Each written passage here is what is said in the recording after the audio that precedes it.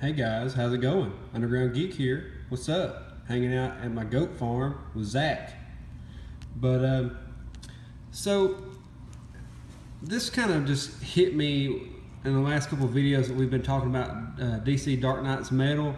A lot of people were asking questions about certain things in the book, and I've noticed how much Snyder and Capullo have tied New 52 Batman into DC Dark Knight's Metal. And I understand, that that's still considered canon, like continuity, carrying over, but there's some pretty cool things about this. And it's some things that I've noticed that they do better than Marvel, which is among other many things.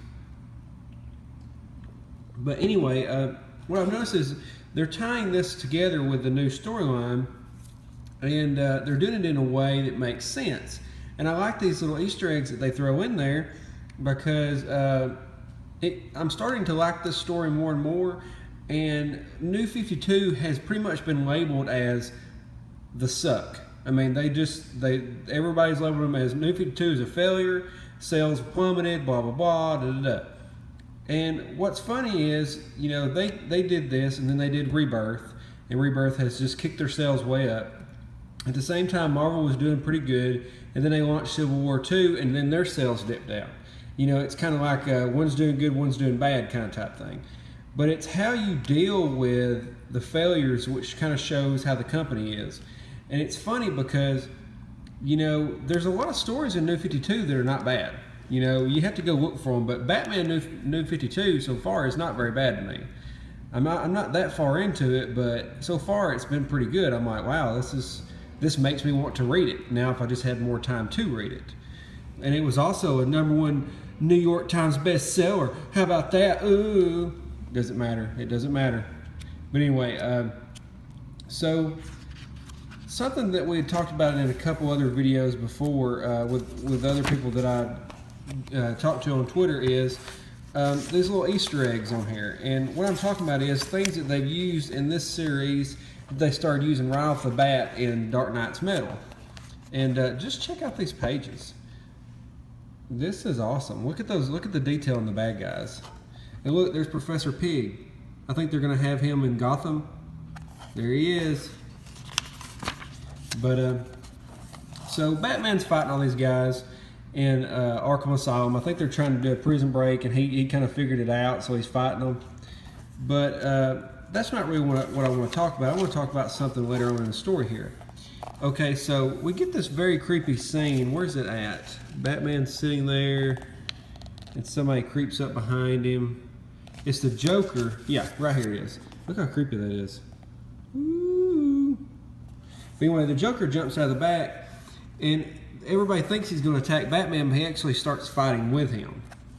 See, they're doing the little spin kicks and all that kind of stuff, very acrobatic. And right off the bat, something's wrong because Joker's not that acrobatic.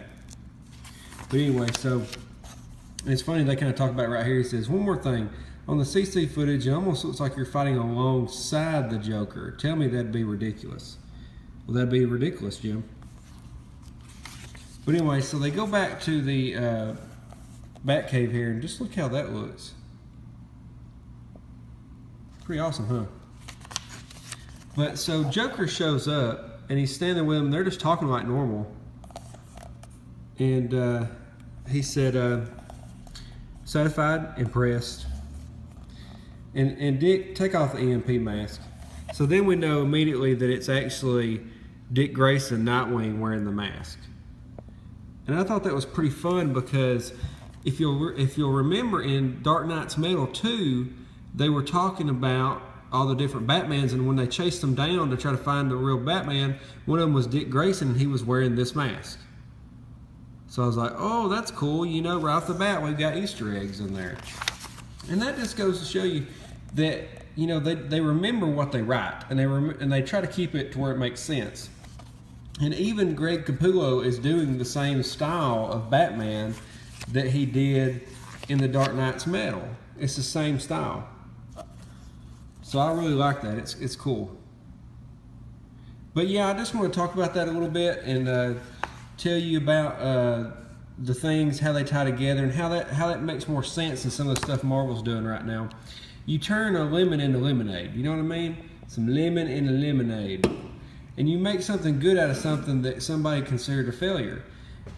Which I don't consider this failure, but if you'll notice, if you ever talk to anybody, they always say New 52 sucked, and that's kind of the casual reader what they think.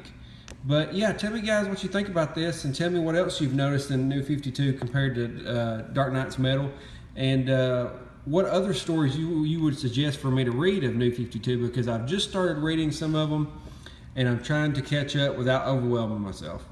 Alright guys, hope you enjoyed the video. Hit the thumbs up, hit the notifications button, and have a great day. Bye.